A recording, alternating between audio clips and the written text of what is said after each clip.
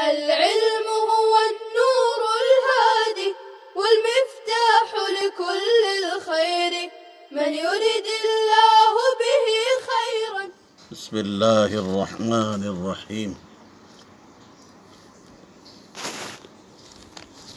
الا ان تطوع.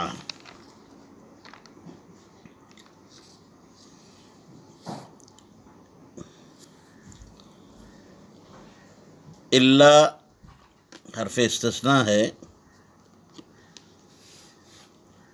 یہاں اختلاف ہے کہ یہ استثناء کون سا ہے. امام اعظم ابو حنیفہ رحمۃ اللہ علیہ اور احناف دیگر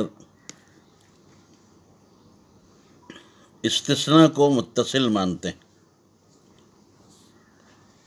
جبکہ شوافع کے یہاں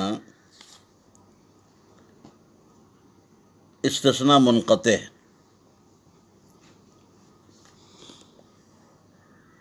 ان حضرات کے یہاں اتمام بعد الشروع واجب نہیں، یعنی نفل نماز کو شروع کرنے کے بعد اس کا اتمام اور اس کی تکمیل واجب نہیں ہے. ان کا استدلال نسائی شریف کی ایک روایت سے ہے کہ آپ علیہ السلام نے نفلی روزہ رکھا اور پھر افطار فرما لیا. اسی طریقے سے بخاری شریف میں ایک روایت ہے کہ آن حضرت صلی اللہ علیہ وسلم نے حضرت جویریہ بنت حارث رضی اللہ تعالی عنہا کو جمعہ کے دن روزہ شروع فرمانے کے بعد افطار کا حکم دیا. حافظ ابن حجر رحمۃ اللہ علیہ فرماتے ہیں کہ یہ دونوں روایتیں قضاء کے حکم سے ساکت ہیں.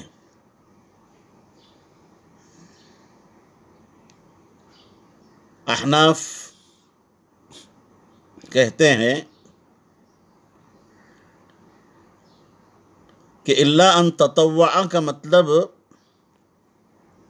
یہ ہے کہ اور تو کوئی چیز واجب نہیں مگر یہ کہ تم نفلی عبادت شروع کرو تو اس کو مکمل کرنا اور اس کا اتمام ضروری ہے.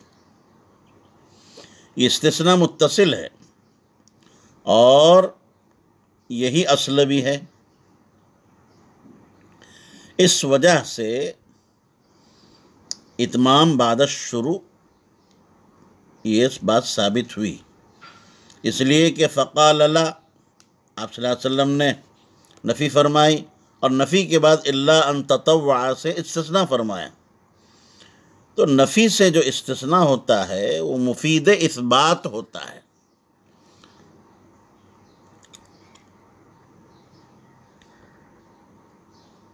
اس لیے نفل آپ جانتے ہیں کہ کوئی بھی اس بات کا قائل نہیں ہے کہ نفل کام واجب ہوتا ہے، لیکن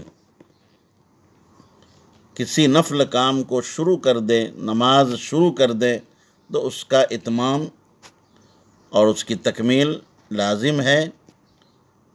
جیسے کہ صاحب فتح الباری نے علامہ قرطبی کے حوالے سے یہ بات لکھی بھی ہے.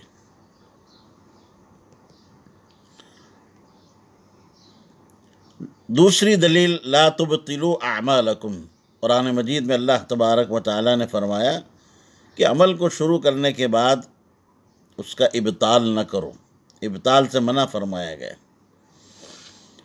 تیسری دلیل یہ بھی دی جا سکتی ہے کہ اس بات پر تمام ائمہ کرام کا اتفاق ہے کہ اگر کوئی شخص نفل حج شروع کرے تو اس کی تکمیل لازم ہے، اور نہ کرنے پر سبھی کا یہ کہنا ہے کہ قضا لازم آئے گی۔ اسی طریقے سے نماز اور روزے میں حج کی طرح ہم کہتے ہیں کہ اتمام لازم ہونا چاہیے۔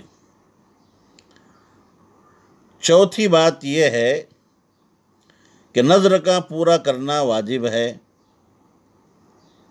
اور نذر کی دو قسمیں ہیں، ایک ہے نذر قولی اور دوسرے ہے نذر فعلی۔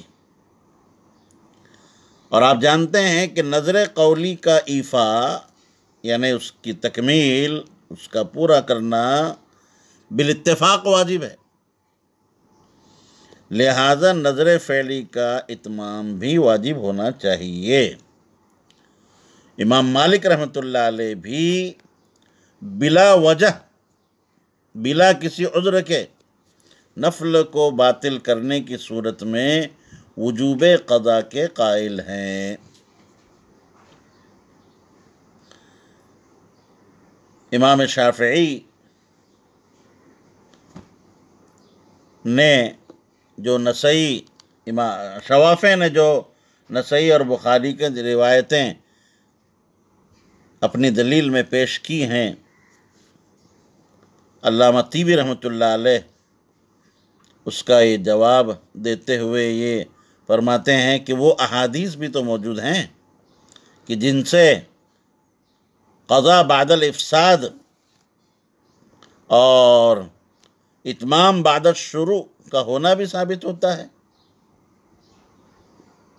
حضرت عائشہ رضی اللہ تعالی عنہ فرماتی ہیں میں نے اور حفصہ نے روزہ رکھا اور ہمارے پاس بکری کا گوشت ہدیے میں آیا، ہم نے اسے تناول کر لیا، اتنے میں اللہ کے رسول تشریف لائے، ہم نے آپ کو اس سے مطلع کیا، باخبر کیا، یا رسول اللہ ہم نے گوشت تناول کر لیا ہے اور روزہ رکھا تھا، ہم نے افطار کر لیا۔ آپ علیہ السلام نے سن کر ارشاد فرمایا اقضیا یوما مکانہ، یہ روایت مسند احمد میں بھی ہے اور امام ترمذی رحمۃ اللہ علیہ نے بھی ذکر فرمائی ہے کہ اس روزے کی جگہ پر ایک دن کی قضا کر لو۔ بات ثابت ہو رہی ہے کہ قضا ضروری ہے، شروع کرنے کے بعد اس کا اتمام یا قضا بعد الافساد اس روایت سے ثابت ہو رہا ہے۔ اسی طریقے سے حضرت ام سلمہ رضی اللہ تعالی عنہا نے نفل روزہ رکھا، پھر کسی وجہ سے افطار کر لیا، جناب رسول اللہ صلی اللہ علیہ وسلم نے انہیں بھی قضا کا حکم دیا۔ شوافع جن روایات کے ذریعے سے استدلال کر رہے ہیں، ہم یہ کہتے ہیں کہ ان میں تو صرف افطار کا ذکر ہے نا، ممکن ہے آپ نے قضا کا حکم دیا ہو، کیونکہ افطار کے ذکر سے قضا کی نفی تو لازم نہیں آ رہی ہے۔ اسی طرح حضرت جویریہ رضی اللہ تعالی عنہا کو آپ صلی اللہ علیہ وسلم نے جو افطار کا حکم دیا تھا وہ کسی عذر کے تحت دیا تھا۔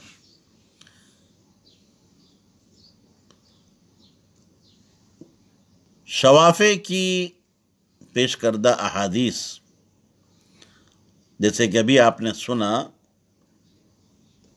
نسائی اور بخاری شریف کے حوالے سے جو پیش کی گئی ہے وہ احادیث نافیہ ہیں، ان سے نفی معلوم ہو رہی ہیں۔ ان کے بالمقابل احناف جن روایت کے ذریعے سے استدلال کر رہے ہیں وہ روایات مثبتہ ہیں، اور اصول حدیث کا ایک ضابطہ ہے، ایک قاعدہ ہے کہ جب تعارض ہو جائے تو عند تعارض احادیث مثبتہ قابل ترجیح ہوا کرتی ہیں، احادیث نافیہ کو ترجیح نہیں دی جاتی۔ اسی طریقے سے احناف جو قضا بعد الافساد یا اتمام بعد الشروع کے قائل ہیں، اس میں احتیاط کا پہلو اختیار کیا گیا ہے۔ اور عبادات ہے، عبادات میں احتیاط ہی اولا اور راجح ہوا کرتی ہے۔ عبادات نافلہ میں جیسے کہ امام شافعی بھی فرماتے ہیں اور ہم بھی اس میں جو ہے کہتے ہیں کہ ابتداءً اختیار ہے، آپ شروع کرے نہ کرے، پڑھے نہ پڑھے، اختیار ہے، مگر شروع کرنے کے بعد اتمام واجب ہے، اس کی تکمیل ضروری ہے۔ بہرحال یہ ایک اختلافی مسئلہ تھا جس کی میں نے آپ حضرات کے سامنے بہت مختصراً توضیح کر دی ہے۔ اللہ رب العزت ہمیں سمجھنے اور سمجھانے کی توفیق نصیب فرمائے۔ اس کے بعد فرمایا کہ ماہ رمضان کے روزے، صیام و شہر رمضان کا عطف 5 صلوات پر ہے۔ قال هل علی غیرہ، آنے والے شخص نے، سائل نے پوچھا کیا مجھ پر ماہ رمضان کے روزوں کے علاوہ بھی کوئی روزہ فرض ہے؟ قال لا، حضور پاک صلی اللہ علیہ وسلم نے ارشاد فرمایا کہ نہیں۔ اس سے بات ثابت ہو رہی ہے کہ عاشورہ کا روزہ واجب نہیں۔ اب یہ بات اور ہے کہ رمضان سے قبل یہ روزہ واجب رہا ہو یا نہیں، ہر حال میں اب واجب نہیں ہے۔ الا ان تطوعا، مگر یہ کہ تم نفل روزہ رکھو۔ قال وذکر له رسول اللہ صلی اللہ علیہ وسلم الزکاۃ،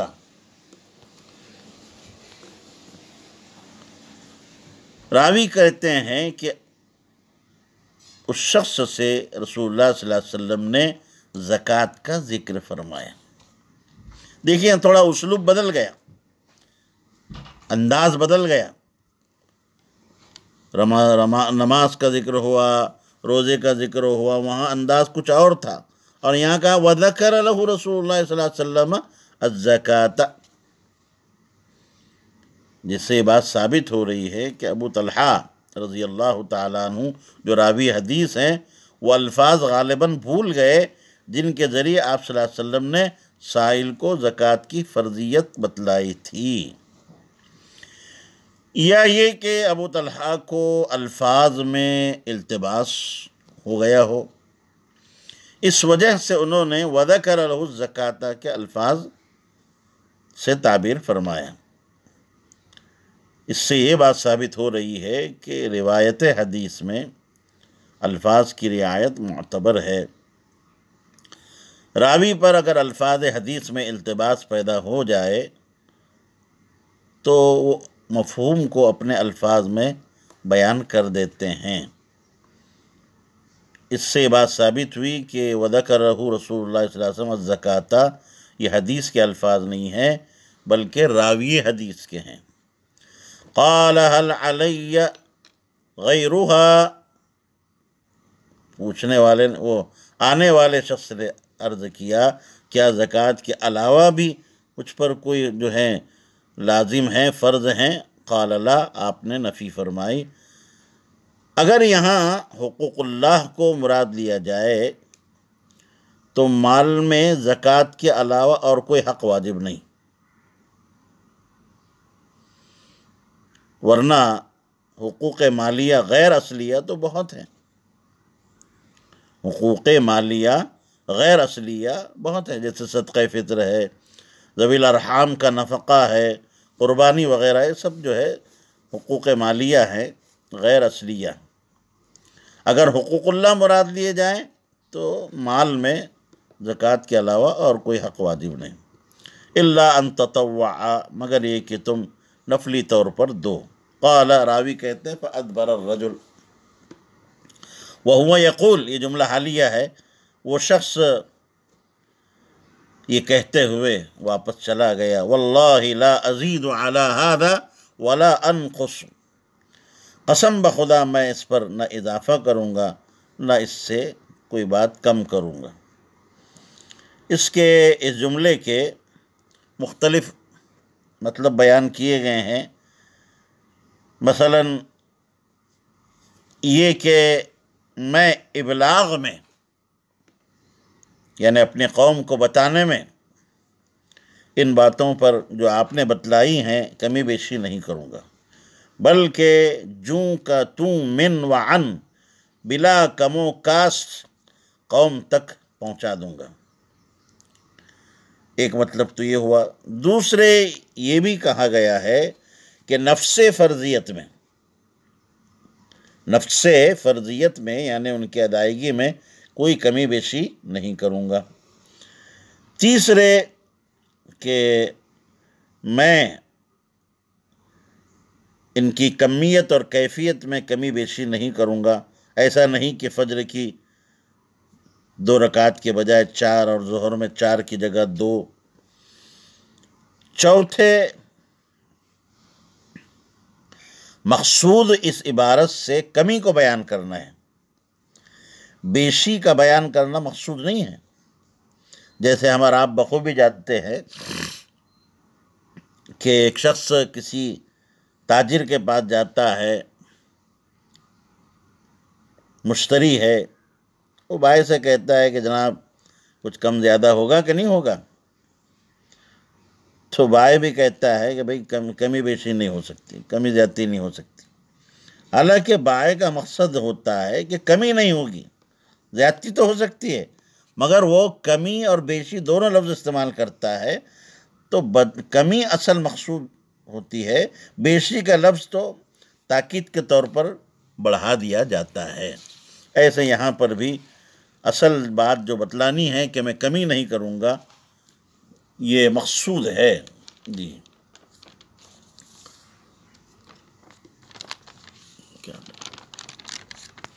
اس کے بعد فقال رسول اللہ صلی اللہ علیہ وسلم افلح الرجل ان صدق۔ آپ صلی اللہ علیہ وسلم نے فرمایا کہ ایک شخص اگر وہ سچا ہے اور اس نے سچ بات کہی ہے تو یہ کامیابی سے ہمکنار ہو گیا۔ فلاح کی 2 قسمیں ہیں، فلاح دنیاویہ یعنی دنیا کا عیش آرام تمام چیزیں حاصل ہو جائیں، دوسرے ہے فلاح اخروی، وہ چیزیں جن کے ذریعے آخرت میں کامیابی حاصل ہو اور عذاب سے دائمی طور پر نجات مل جائے۔ لفظ فلاح سے بہتر کوئی لفظ نہیں جو تمام بھلائیوں کو جامع ہے، اسی لیے اس کی تفسیر یوں کی گئی ہے بقاء بلا فناء، ایسی بقا کہ جس میں فنا نہ ہو، وغنا بلا فقر، اور ایسا غنا کہ جس میں فقر نہ ہو، وعز بلا ذل، اور ایسی ذلت کہ جس میں ایسی عزت کہ جس میں ذلت نہ ہو، وعلم بلا جہل، ایسا علم کہ جس کے بعد جہل نہ ہو۔ ان صدقہ، یہاں اس حدیث میں فلاح کو ان صدقہ سے مقید کیا گیا۔ ایک روایت اور بھی ہے جو حضرت ابو ہریرہ رضی اللہ تعالیٰ عنہ سے مروی ہے، وہاں ان صدقہ کی قید نہیں ہے۔ تو 2 جواب ذہن میں رکھیں، ایک یہ احتمال ہے کہ آپ صلی اللہ علیہ وسلم کو اس شخص کے صادق ہونے کی اطلاع من جانب اللہ نہ ہوئی ہو، تو آپ نے ان صدقہ سے مقید فرمایا، پھر بعد الاطلاع جب آپ کو اطلاع ہو گئی تو آپ نے ان صدقہ کی قید نہیں لگائی۔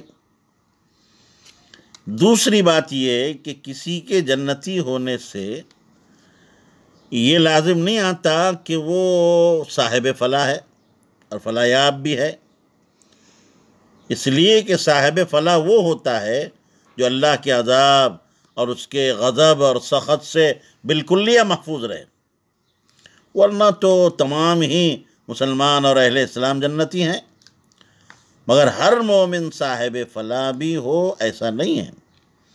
قرآن مجید کی آیات سے یہ حقیقت واضح ہوتی ہے۔ اللہ تبارک تعالیٰ نے ارشاد فرمایا قد افلح المؤمنون الذین هم فی صلاتهم خاشعون، اسی طریقے سے ھدی للمتقین، اس کے بعد اولئک هم المفلحون۔ بہرحال یہ حدیث الحمدللہ اپنی تکمیل کو پہنچی ہے، انشاءاللہ آئندہ درس میں حضرت عبداللہ بن عباس رضی اللہ تعالیٰ عنہ کی روایت جو وفد عبد القیس سے متعلق ہے بیان کی جائے گی۔ السلام عليكم. لا تنسوا الاعجاب بالفيديو والاشتراك في القناة تشجيعا لنا لنستمر بنشر المزيد إن شاء الله.